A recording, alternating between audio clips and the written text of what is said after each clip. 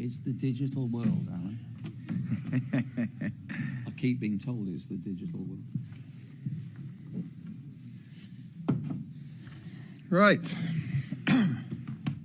Well, good afternoon, everyone. Welcome to the final World Athletics press conference at the Paris 2024 Olympic Games. We are joined today by double Olympic champion and President of World Athletics, Lord Sebastian Coe, and World Athletics CEO, John Ridgen. What an amazing 11 days of athletics it has been. A full stadium every day, both morning and evening sessions. Countries winning their first ever Olympic medals and Olympic gold medals. Incredible performances, shock upsets, world and Olympic records, 3 marriage proposals, a couple of goats. Well done. And a Snoop Dogg. Athletics has had it all in Paris. While Seb is here this afternoon to talk about the past 11 days of incredible athletics in front of over 1 million fans in the stadium and billions worldwide, it's probably also worth noting, and he doesn't know I'm going to say this, that today is the anniversary of him becoming double Olympic champion in LA.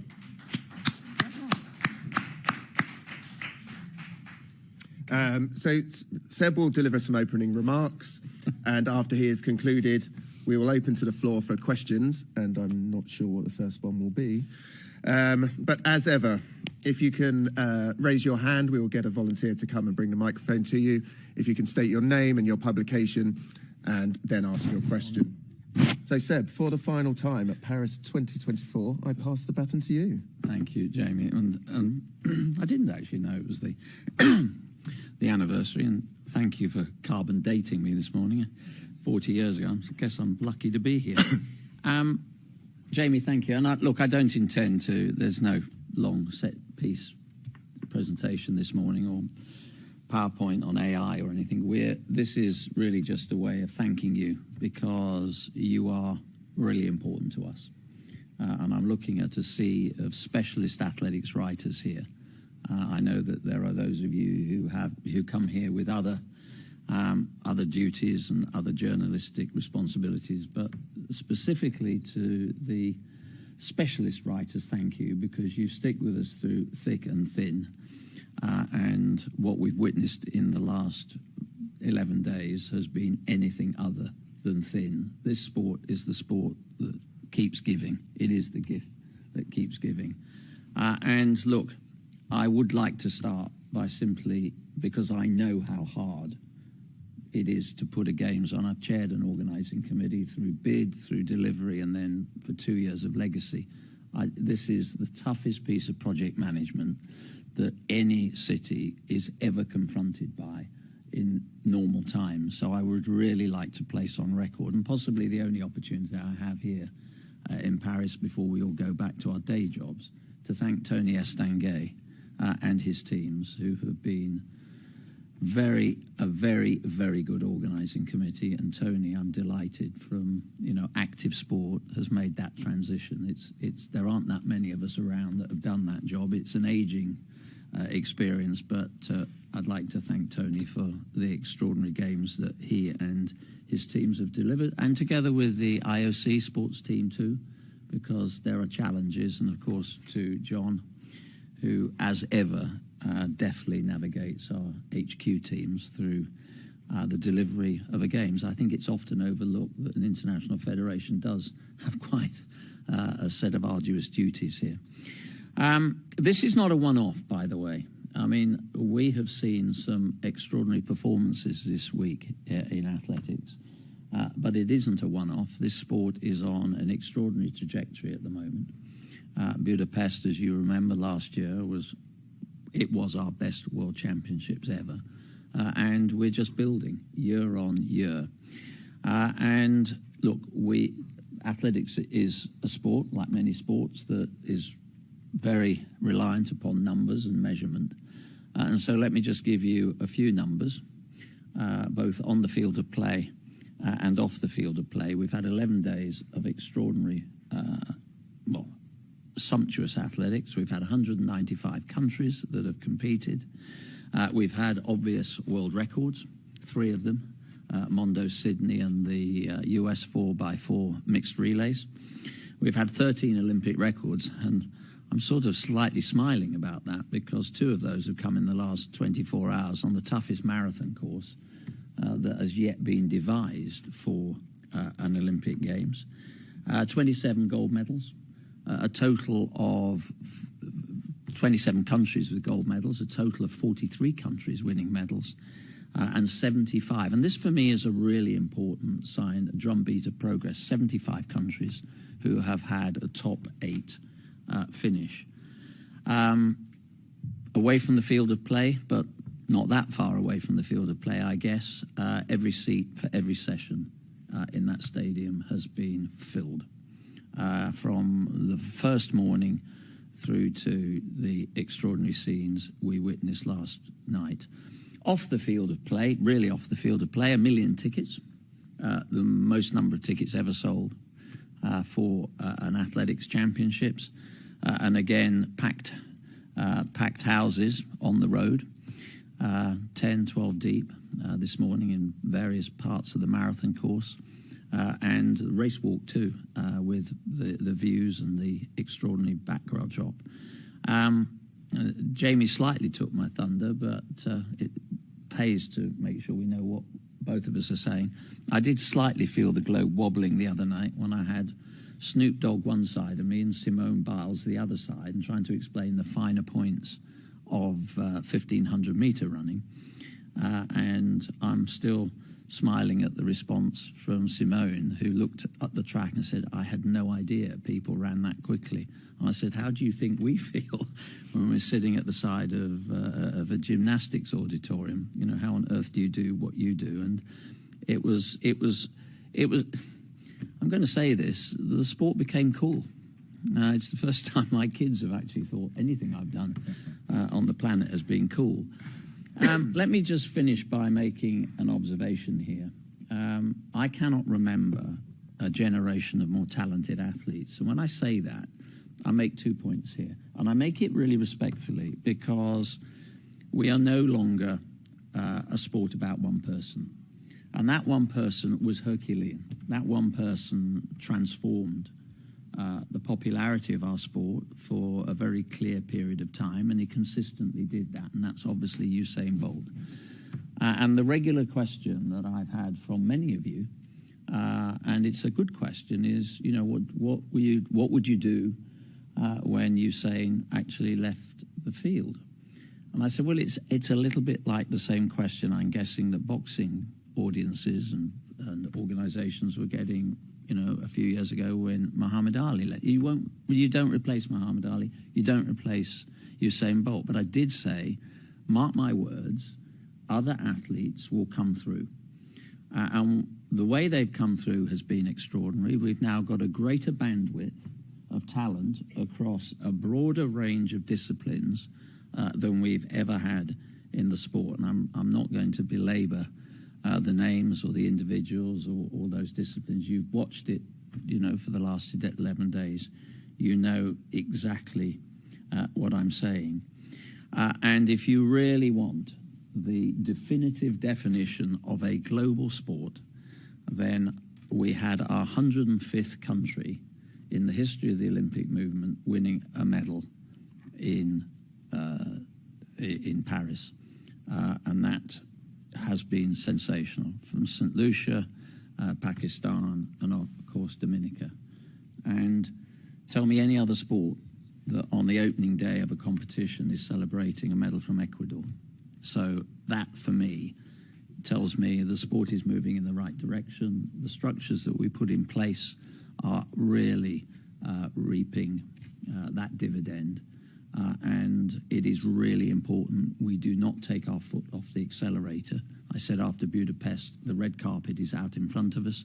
We continue down that carpet right the way through to LA, which will be a huge and important moment for the sport. But between that, then, of course, we will be, I hope, with you all in Tokyo next year for the 25 World Championships, which again lends us huge opportunity in a very, very important marketplace, and the 2027 World Championships in in Beijing. So thank you for being here this morning.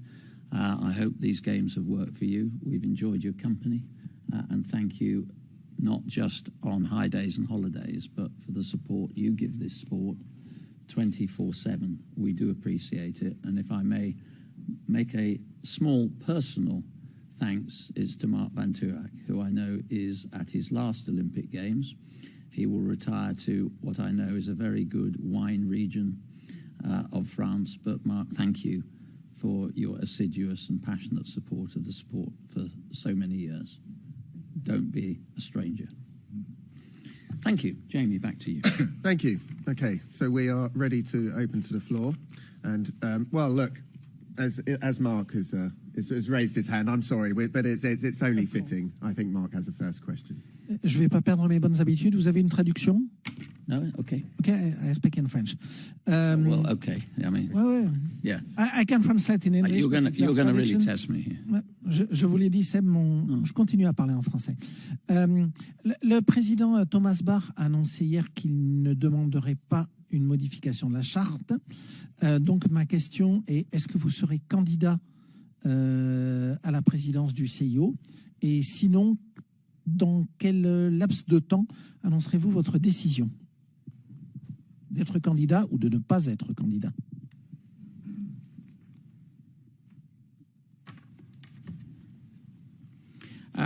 Mark, thank you. Look, I've always made it clear that if the opportunity arose, I would obviously give it serious thought. The opportunity has arisen, and clearly I need to think about that. The Charter's pretty clear, by the way, about timings here. So this is only, at best, a consideration. Look, I have been involved in the Olympic movement for the larger part of my life. I've chaired an Olympic Games from bid through delivery and 2 years of legacy after that. I've been privileged to compete in 2 Olympic Games. I've chaired a National Olympic Committee, and I now have the best job in the world. I'm president of the #1 Olympic sport. So look, these are experiences that if you put together, I and other aspects of my life, I think would be beneficial to the role. But look, my experiences are clear and probably broader than most, but there are other potential candidates here who have good qualifications for that role. We're a diverse group of people, global people, the International Olympic Committee, and there are certainly candidates who would fit that bill. If I might make an observation, there is a talented membership. That membership needs to be embraced and probably put to better use, because there are some extraordinary talents there. We also have a clear, I'm talking about the Olympic movement, there's a clear charter, clear governances, clear concepts of fairness and opportunity for all, and democracy, and that is, as the President said yesterday, that we take very seriously. So actually, if you believe in good governances, you have a laser-like focus on the need to innovate and to change. I would encourage others to consider that within the movement, because choice is important. I take that very seriously. And I think the membership needs to have a good range of qualified people to look at. So, yeah, that's where I sit. But, again, the Charter's very clear. And that's currently where, my head is. Thank you. Tracy Holmes from the Australian Radio Network and the Sports Ambassador podcast. So, Seb, should we take that last answer as a yes then? No. This is, look, the decision, the announcement was made yesterday as I've said, the Charter is very clear about that. So no, this is but as I've said, of course I'm going to consider this. Just my actual question now is, could the two men please comment on how significant Paris has been in being gender equal Olympic Games? And Thomas Bach said yesterday that this is the Games of a new era. And so where do you see your sport heading into that new era and how significant it will be? Thank you. Well, Tracy, you know my commitment to gender equity, gender balance. We're the only sports organisation in the world that has an equally, we have a gender balanced executive council.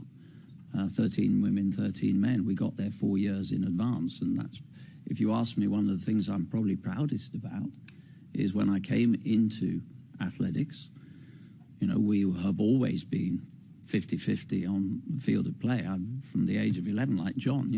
We've come through the athletics club system in the UK from the age of 11. When I joined an athletics club, I've been getting on club coaches going to meet the coaches' gender balance, and that's the way it should be. It was very clear to me when I became president of the sport, though, that there weren't enough women in positions of seniority. We've still got a long way to go in encouraging more women into administrative roles, but that is beginning to really change, and you can see that across our continental organisations. So yeah, I've been in other roles in my life where I didn't do as much as I should have done, and I always said if I was in a position to shift the dial, I would, and we have. So gender balance is really important. Where do we sit in this new era? We're spearheading it. We're spearheading it. If you look at the decisions that the sport has made, if you look at the innovations that we are beginning to embrace, and the recognition that there has to be a laser-like focus on what our product is. And that's what we're currently undertaking. The first 4 years of my presidency were putting out fires.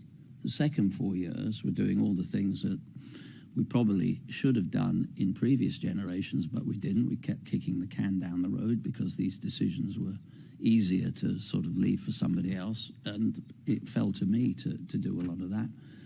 The final 4 years, which I'm sort of 1 year into now, has to be about what does this product look like? Does it remain salient and exciting in the lives of young people?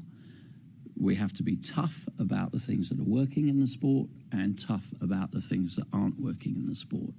And that is where my head is. So where are we? We're spearheading that, I think, in the Olympic movement. John. Yeah, just to build on that, I mean, athletics really comes to life at major championships, and no bigger global moment is the Olympic Games, obviously. So it's so important that the sport puts its best foot forward, and I think we absolutely have. I think we come out of these games in an incredibly strong position. I'm really excited about the advert, the shop window for the sport that this has represented, and actually the gender equity of that advert has been really strong. I mean, arguably the strongest performance here has been Sydney McLaughlin in the 40-metre hurdles. I mean, epic performances. So, we come out, to pick up on Seb's point, in terms of growing a new generation of stars with at least as many female household names around the globe as male names. And we were both at the marathon final this morning. I mean, what Sifan Hassan did this morning was epic. I don't know how you sprint that fast after 42 kilometres of the toughest marathon course in the world. But, I mean, there's been so many great moments. And actually, just to, again, we are trying to be as data-driven in all our decisions as we possibly can be going forward. So we've done an awful lot of research over the last 2 years, an awful lot around, for example, the Budapest World Championships last year. And some of the research that we got back there, both from a broadcast audience and the stadium audience, is that actually the amazing performances of both men and women are equally appreciated. So there's no two-tier in athletics. And in fact, the research, interesting enough, that came back from the 100 metres last year from Budapest. Obviously, we haven't got the data yet from here in Paris, but actually the women's 100 metres was actually a little more appreciated than the men's 100 metres. But both were up there, believe me. So I think we're in a good place. But as Seb said, we're not in any way. We don't take that for granted, and we carry on the drive. But hopefully you agree we've come out of these Paris Games in good shape. Thank you. Wakako. Thank you. I'm Wakako Yuki from the Yomiuri Shimbun, Sep.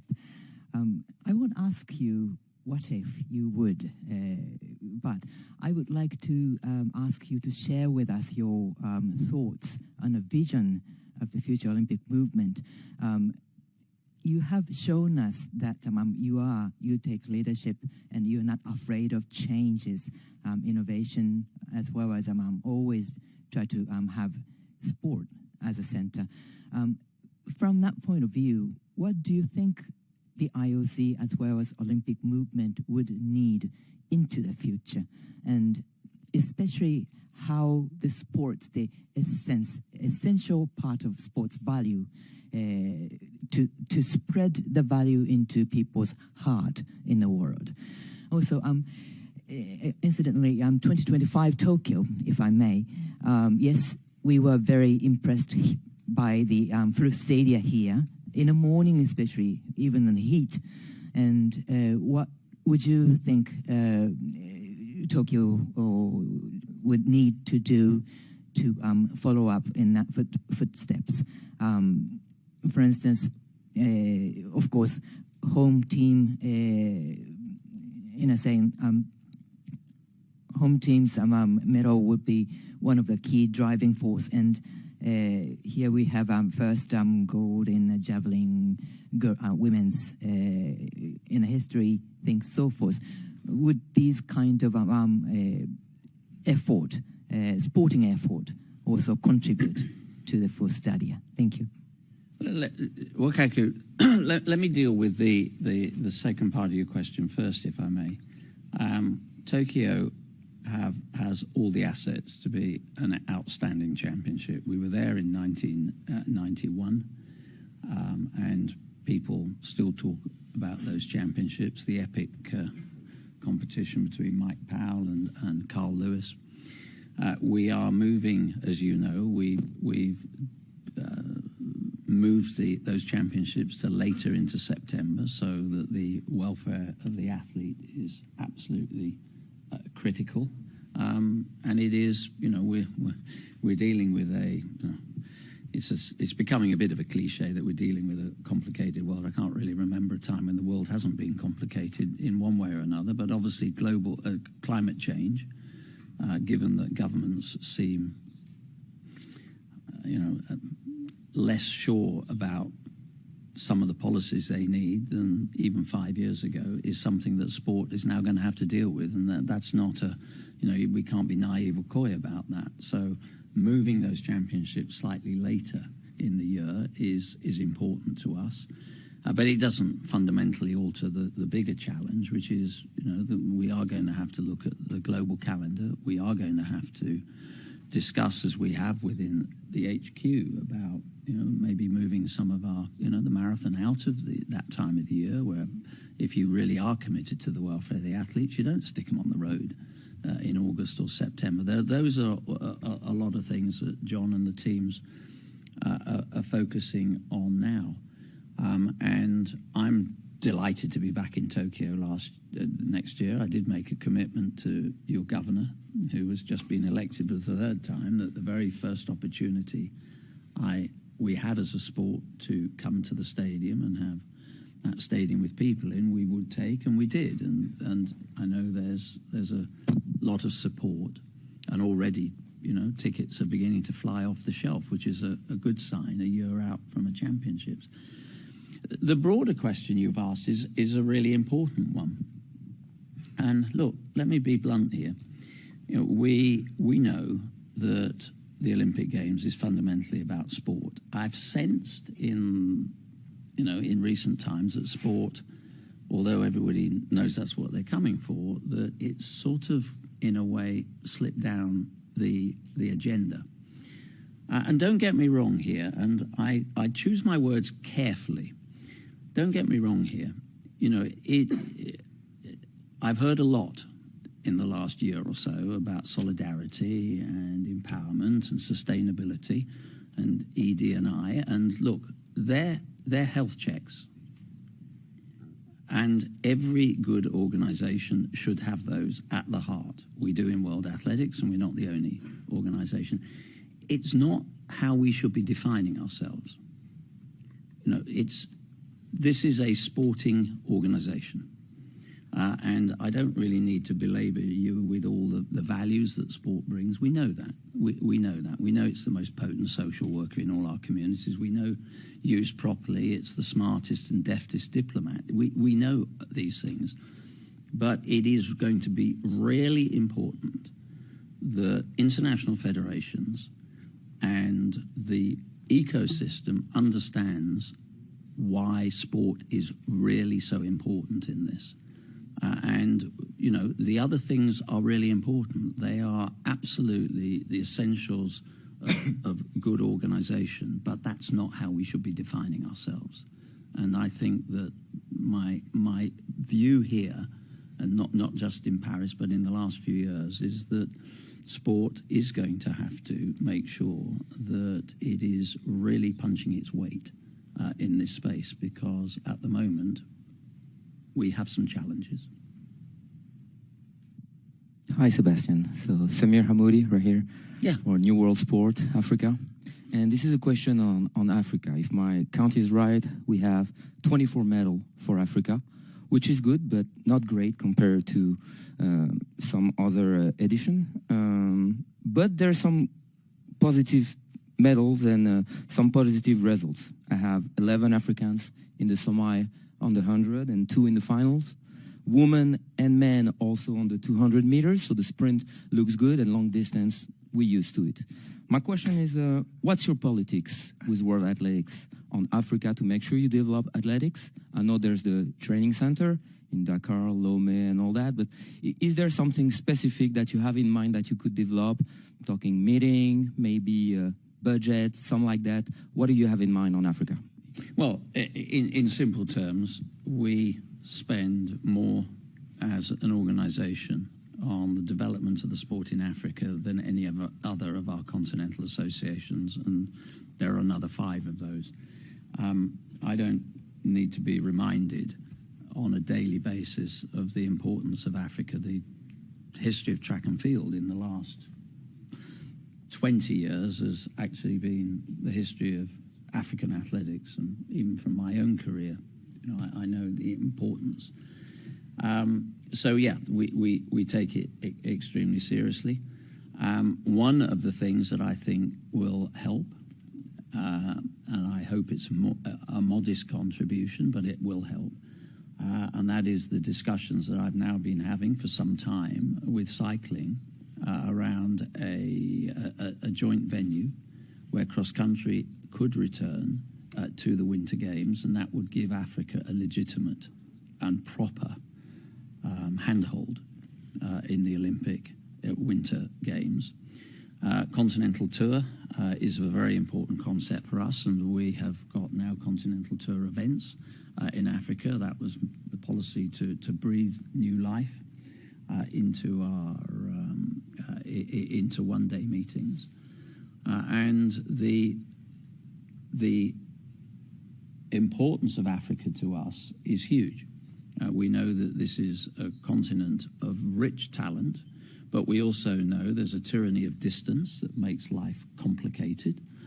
And actually, we talk a lot about AI in rather generic terms. One of the uses that we really can put to AI is that it can help some economically challenged countries to identify talent in a way that we're still slightly analog about that. That, you know, we still want to put coaches on the ground, and we think that, you know, it's about bricks and mortar.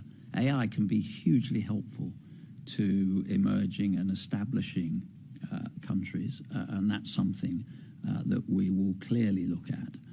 And going forward, we know that the objective has to be to stage a World Championships in Africa. We've had 2 World Cross Country Championships in my time at World Athletics, and one of them as president. We've had a World Junior Championships and a World Under-18 that admittedly doesn't exist as a concept anymore in Nairobi, and they've both been good events. So the challenge here, and we work closely with potential federations and organizations in pursuit of that. So there's a lot going on, and I've got a strong council with good African representation on, and we will continue to focus on those challenges. And there are challenges, there's absolutely no question about that, but the benefit at the end is huge. We need more African countries winning medals, and we need the match funds as well to enable us to do what we're doing, and that is in large part what I will be focusing on in the next few years. Thank you. Matt. Seb, Matt Lawton from The Times. We've seen you absolutely plummet down the 800-metre rankings in the last few weeks. You'd have come 5th last night. Does your generation, does the previous generation just now have to accept that the dial has shifted with technology, with advances in nutrition? But from the perspective of running the sport, you talked about Simone Biles being wowed by the speedy athletes. Do you think you've now got a more spectacular sport because of this technology? Like, do you welcome it more than ever now because of what's happened over the last 11 days, the speed of the races, the times that they're running? Do you know, people like you are, as I say, you've gone from 3rd to 8th in a few weeks. Is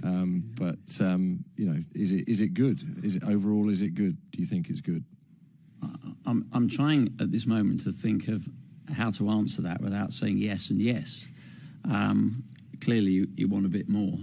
So, are we better off for technology? Indisputably.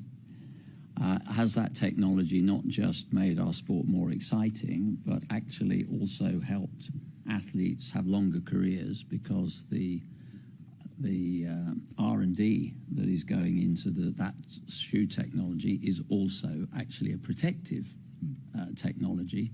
So you've got athletes who are, look, again, Jamie quite helpfully carbon dated me this morning. So, I often tell this story that my sister and one of my daughters were with me not that long ago.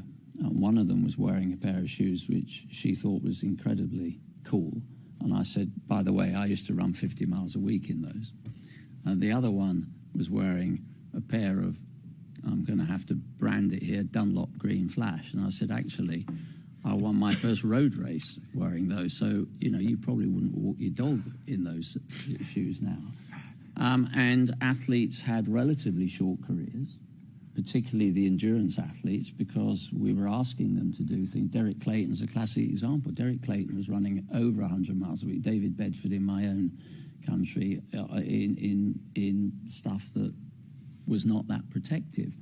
So the technology for me is really important, because it doesn't just make our sport more interesting and exciting. And of course, look, there is a balance.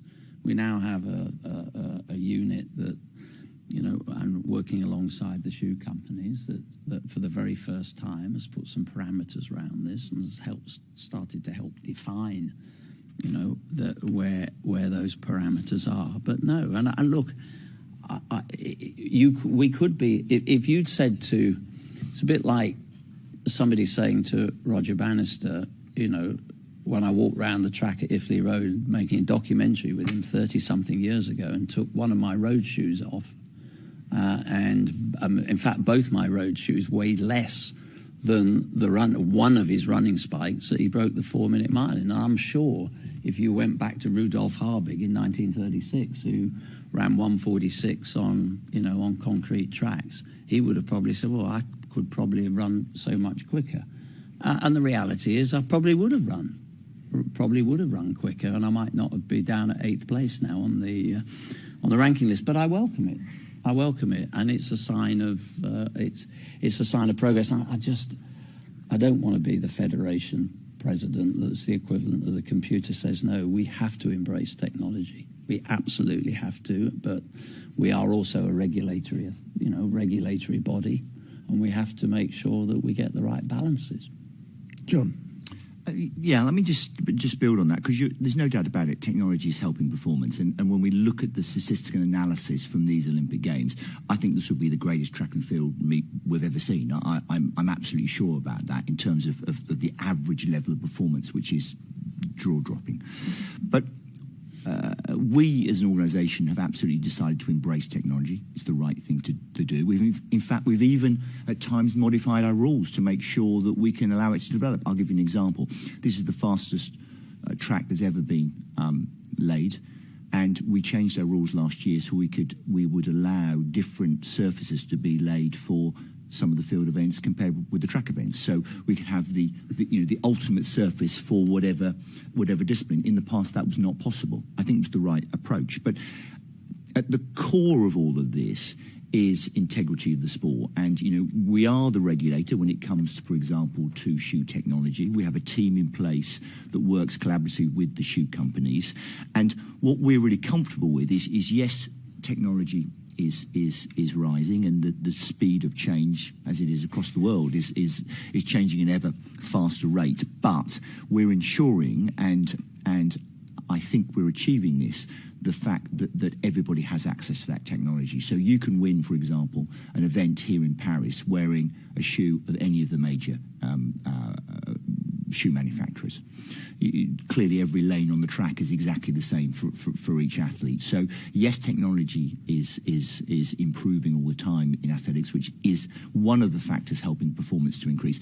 But it's even across the board. So the element of fairness remains, and the most talented athletes are still crossing the line first. And I think our job as a regulator is to embrace technology, but make sure at all times the best athlete, the most talented athlete, is the one that crosses the line first. And I think we're achieving that. Thank you. Yeah, we are. Hi, Sebastian. Rutvik here from Hindustan Times newspaper in India. A couple of questions on the javelin from the Indian perspective. Chopra growing back-to-back from Tokyo and Paris. How do you see his stature now as a global sort of track and field face?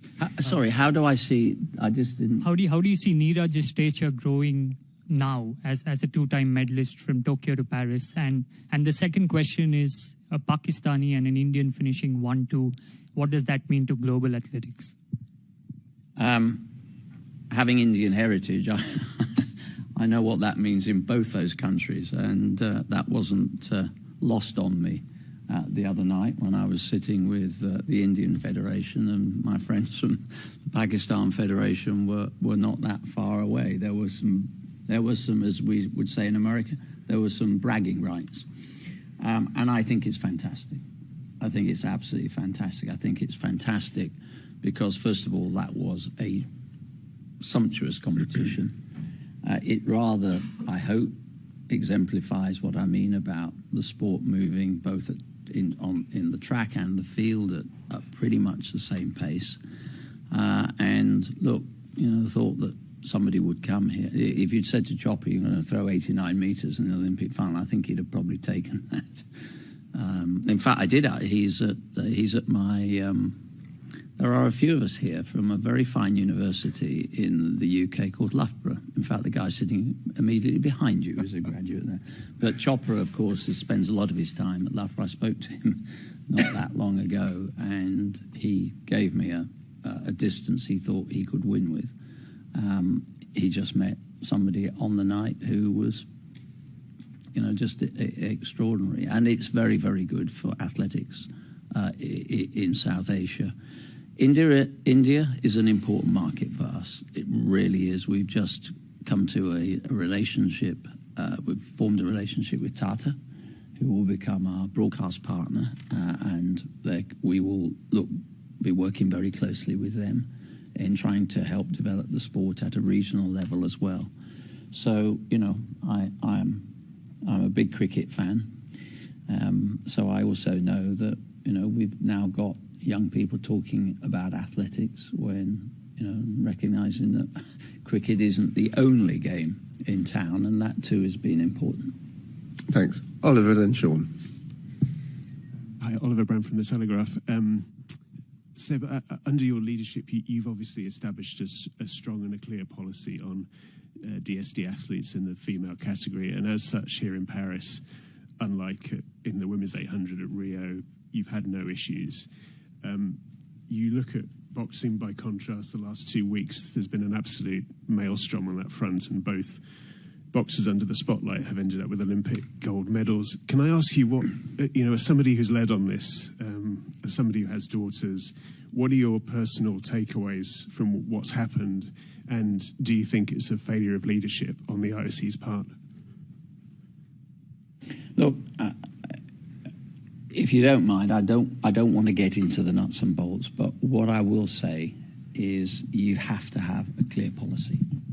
This isn't nice to have. You have to have a clear policy.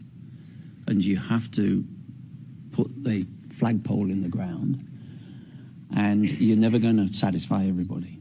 And it is a sensitive subject. Of course, I recognise it's a sensitive subject, and I always try where possible to couch my own language on the basis that it was a member of my family that was being discussed in that way. But I am elected to do a few really clear mandated things. And one of those is to be absolutely unambiguous about the importance of women's sport.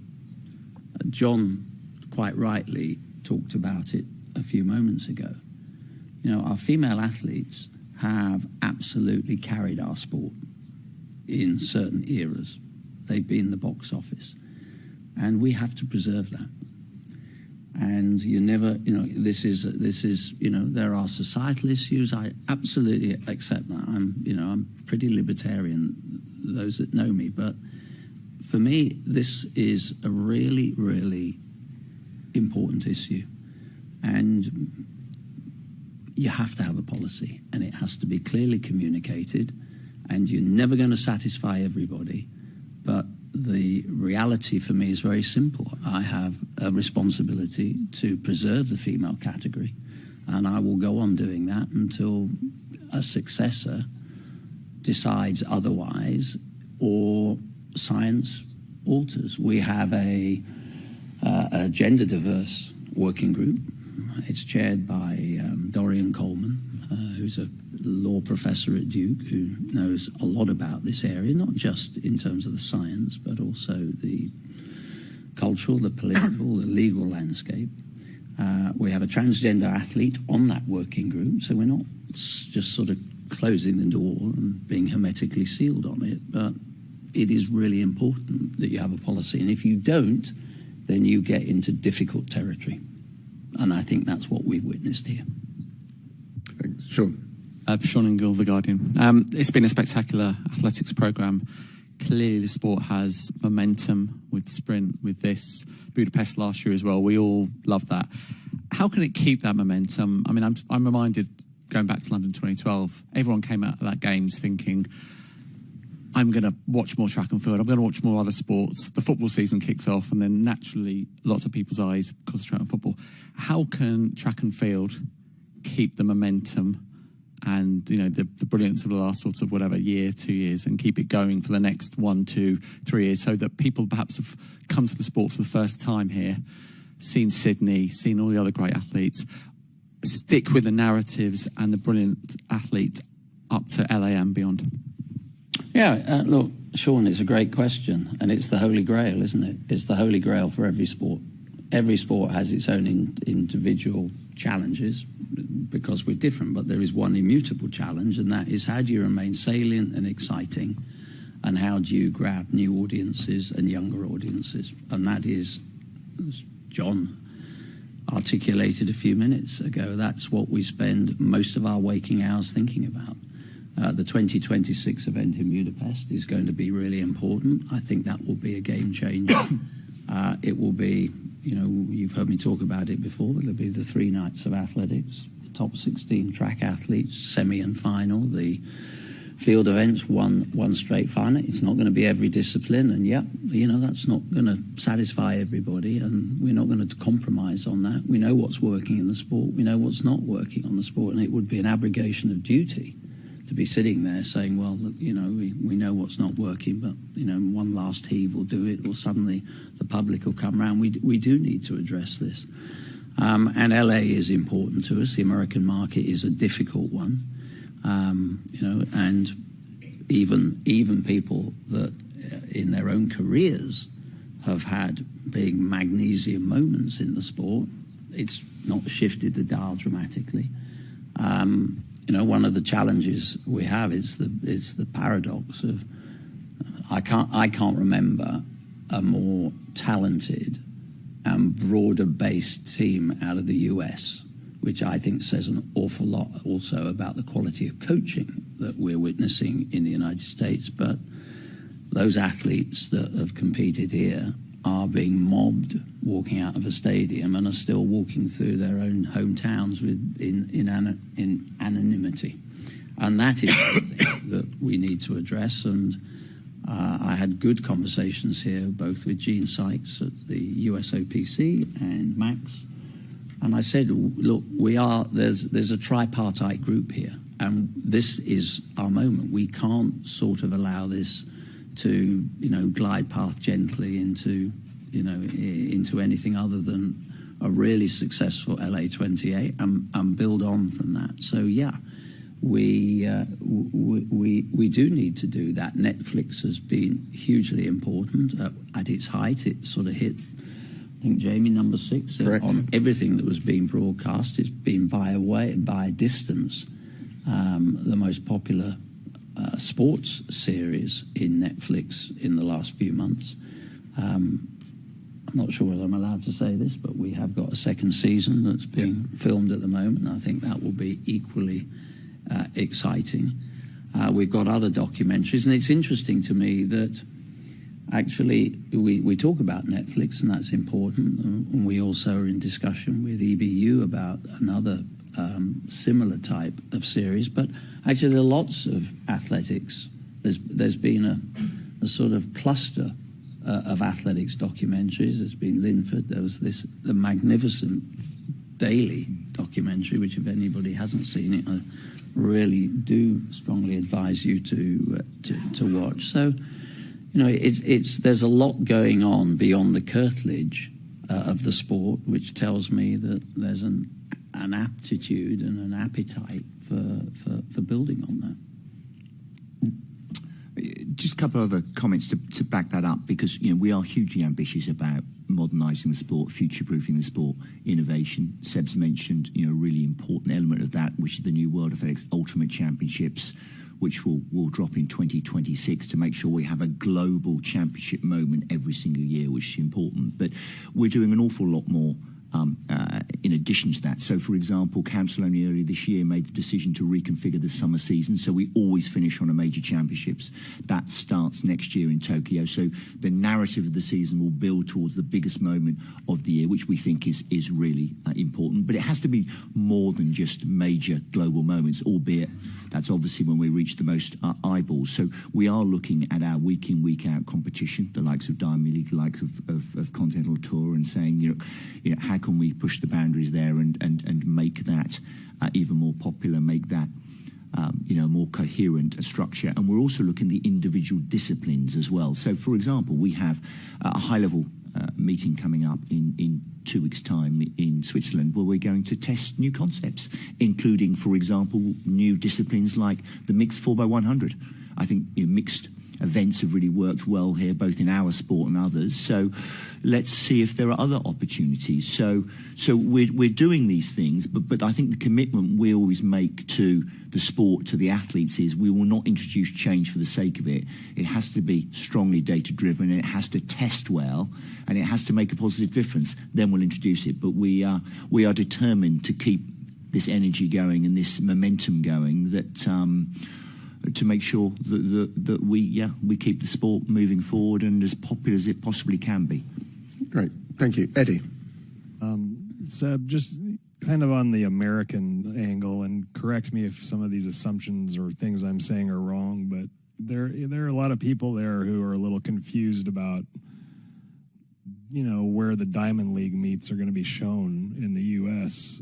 And I know that I don't know how much of that is your call, and I don't want you to start ripping on a partner, but I guess the question's like, how important is it, you know, that somebody who was watching this week and saw all that stuff can actually go find the next event? I mean, that seems like a basic.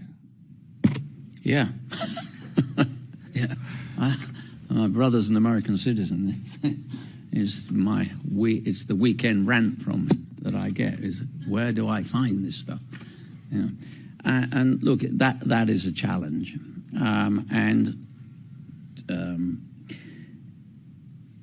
We made a judgment. I've talked about Budapest 26. John talked about Budapest 26. You know, we talk an awful lot about the importance of all sorts of platforms, quite rightly. 2, even 3 screens. That's the world, you know, our kids and grandchildren live in. But we must never overlook the importance of free-to-air TV. And we made a strategic decision that we would not, when it came to Budapest, simply chase the best deal we could get on narrow channels that, you know, where you probably get more people watching petanque on a wet Saturday afternoon in Nice than are watching what we want. And it's really important. And yeah, there's an element of loss leader there, but we do need to make sure that when we've got events on, people know how to access them, that they are ideally free to air, and that's not always easy, but that's where we really sit at the moment. And television is hugely important to us. You know, I sort of keep reading these learned articles about all sorts of things, but television is still hugely important to us. But, you know, I shouldn't overlook the importance of other platforms, and digital is huge, and, you know, we know that, but we need to get that stuff on free-to-air, and that is very, very important to us, and we need to be able to show where it is. In fact, we now have an app at World Athletics that's very clear about, you know, if we've got a Diamond League event on and you're living anywhere in the world, how are you going to access that? So we've got, you know, we've got live streaming, we've got our own YouTube channel. There are all sorts of ways of doing that. But look, that is, yeah, Eddie, that is a challenge. Lord Coach, Brent Reid from News Corp Australia. I wanted to ask you specifically about the women's 1500 last night, and also from a purely selfish viewpoint, Jess Hull's run. I don't know if you're aware, it's been 50 years since an Australian won a middle distance medal on the track at the Olympics, and she broke that, I guess, drought. I just want to get your perspective on her run in 1500 last night. Well, I can happily answer that question, given that my proudest boast in the sport, I was never beaten by an Australian. So I saw Jess performing in Monaco when she broke the 2,000-metre record, which was outstanding. I saw her last night because obviously I was there when she was getting her medal. I think it was one of the great performances, and she's matured as an athlete. She's mentally mahogany hard, and she knows that she's got a potential that I don't think she's even begun to tap. So yeah, it was fantastic, and actually the whole the Australian track team is, again, if we're talking about the Americans, that's probably one of the more improved federations in the last few years, and again across a bandwidth of skills. So yeah. Okay, well, I think a question on the 1,500 metres is a nice way to... Oh, the women's race. You wanted me to talk about the women's race generally. Well, you know, faith is outstanding, you know, in any generation, on any metric. Then I actually think she's the best female 1,500-metre runner of all time. And she's extraordinary. I did make the mistake at Christmas of running on a treadmill alongside her. And I thought I was doing quite well until I realised she'd been on there for an hour and she was warming down as I was still trying to catch my breath. But no, she's a fabulous, fabulous athlete. Well, thank you, everyone. That's it for us now. We are off to party with Snoop, and we will see you next year in Tokyo for the World Championships. Thank you very much. Thanks, everyone. Thank you, guys. It's your pen. Thank you. Well done. Good.